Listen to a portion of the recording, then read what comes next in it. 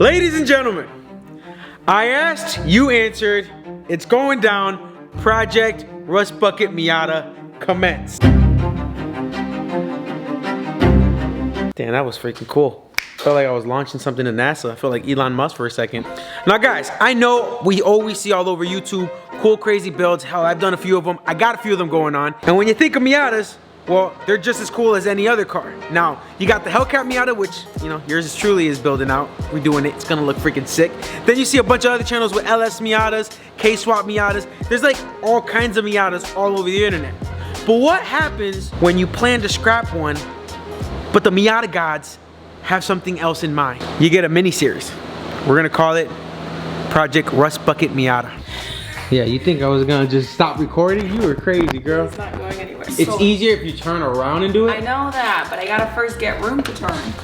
You're still not turned. I know. No, I'm on a roll. So. You're on a roll? Literally. God.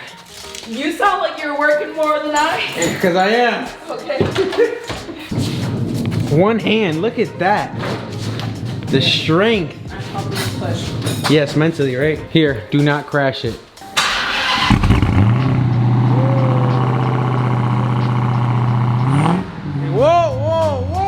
Already starting. Over and up.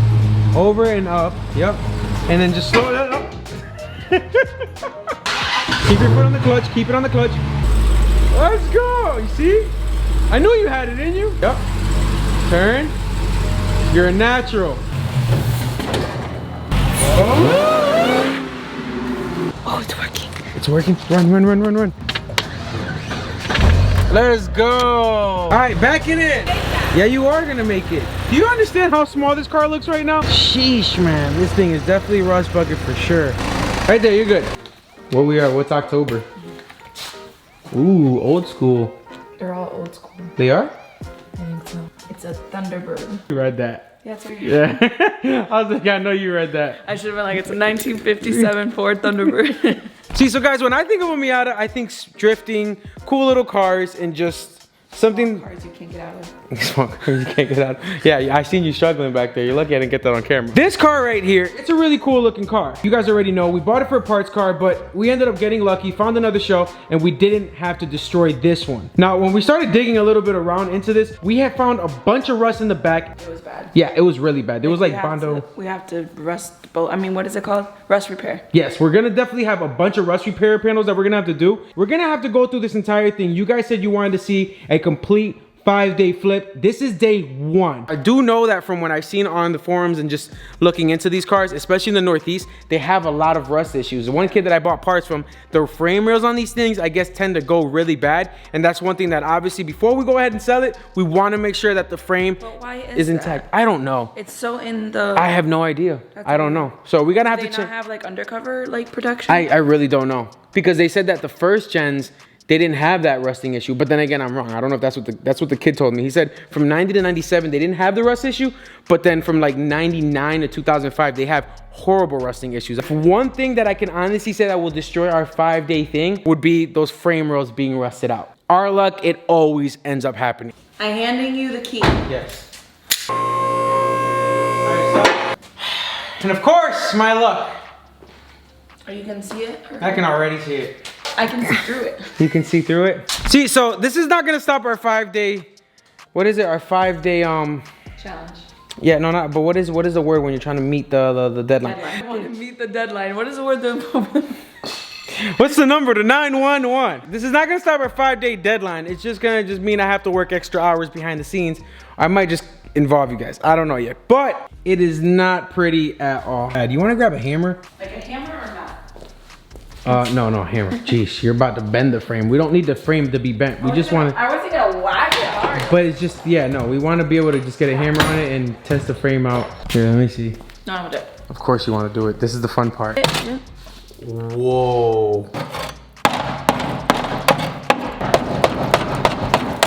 Yep. Look at that. That's supposed to hold the sway bar. Oh my gosh. Do we have metal to fix all that? We could probably just take some measurements, cut it out, and then go to Logan and then get something bent up to make it work, like kind of like what we did on the Miata. Can you see if you can go through? Oh yeah, you can go through. Yeah, you can definitely go through.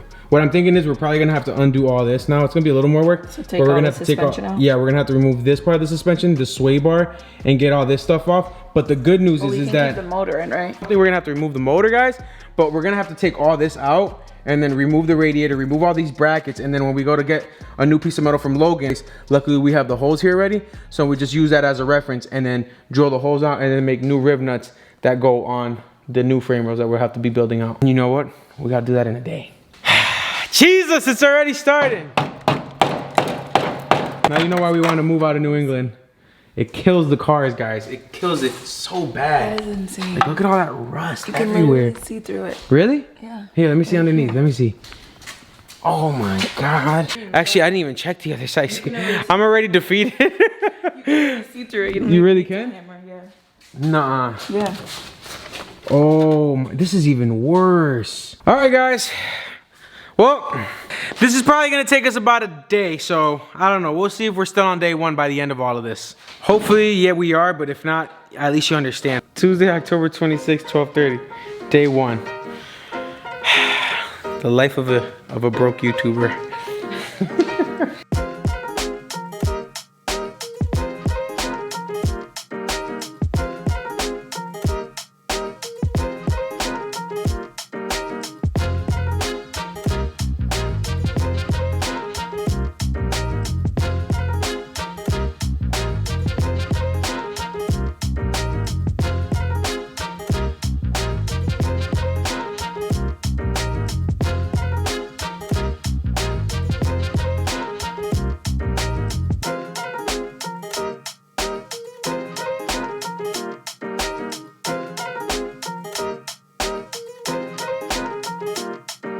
All right, so we managed to get everything out, guys, or at least everything that's in our way. Definitely someone worked on this side.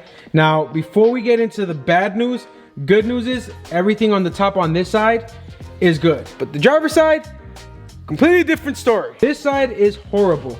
Now, someone definitely previously worked on this. If you can see, this is like... It looks like electrical I tape. think they put seam sealer actually. But if you see right here, they try to like weld something and do some work right there. You can see that. Oh, yeah. Up here, do the same thing. We're gonna have to try to find another Mazda piece. All right, guys, give us 2 seconds so we can try to find the parts that we need.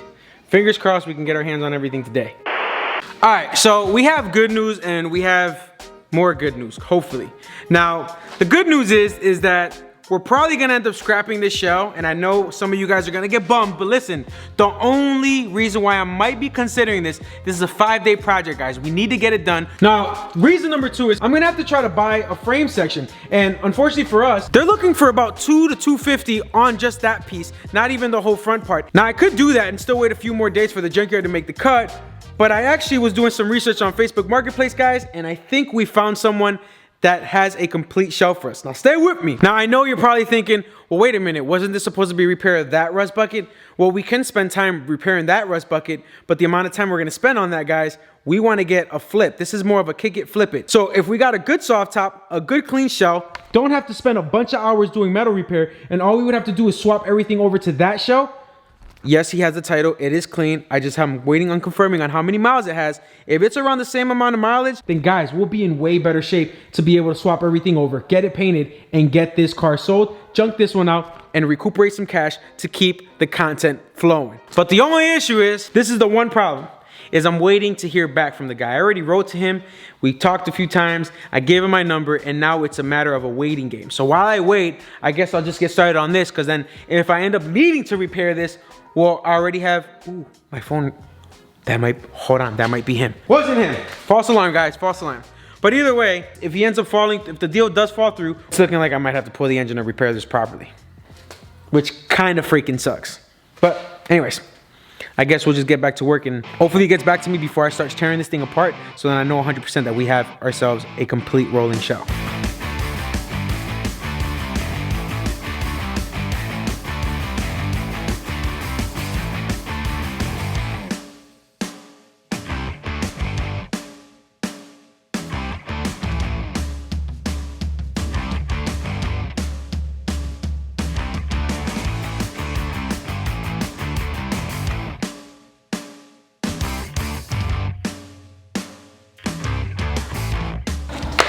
Not too bad for her first day.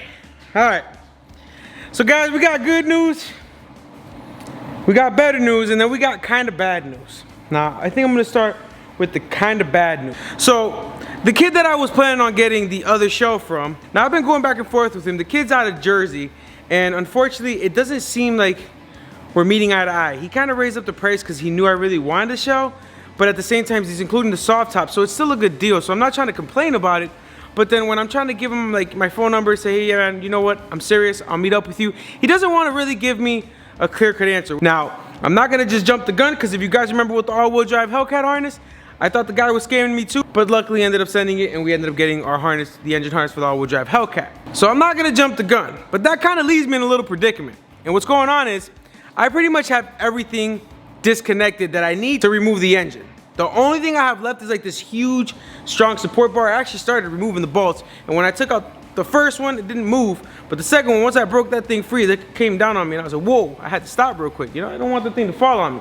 So that and the subframes are what's holding the engine in place. We got most of the exhaust off, we got our drive shaft off, and we got most of the rust off that just decided to break free when I was taking everything else off. Now, what I'm debating on is whether or not I should just continue to work through day one and try to get ahead, just in case the kid flakes on me, because I do not want to drive 4 hours each way, meaning 8 hours round trip, because what I could get done in 8 hours, I could probably end up building the whole damn thing. And maybe I might just have to bite the bullet and get a local front piece from a local boneyard. Maybe I might have to wait an extra day, but then I can at least get the quarters done, and that way we'll be in a better position. So I'm in a little dilemma, because it's like, I want to go get it because the whole shell is really clean, and it has OEM quarters, and everything is pretty much just take this all out and put it in that one. But then at the same time, I feel like I'm getting my chain yanked a little bit. And I don't like getting my yank chain unless it's my wife. I don't know if I should have put that in there. You guys get my drift though. You understand what I'm saying. I'm trying to be honest with you guys. This is kind of what we're doing. I might just stick around for a little bit longer and put the tires back on and try to see if we can pull the engine. I might just call it a night.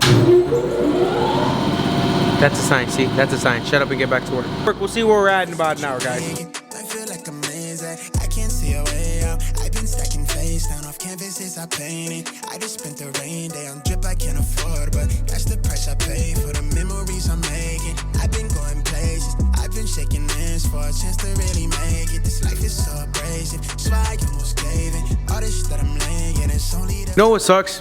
I do all this work, right? It's like 3 in the morning.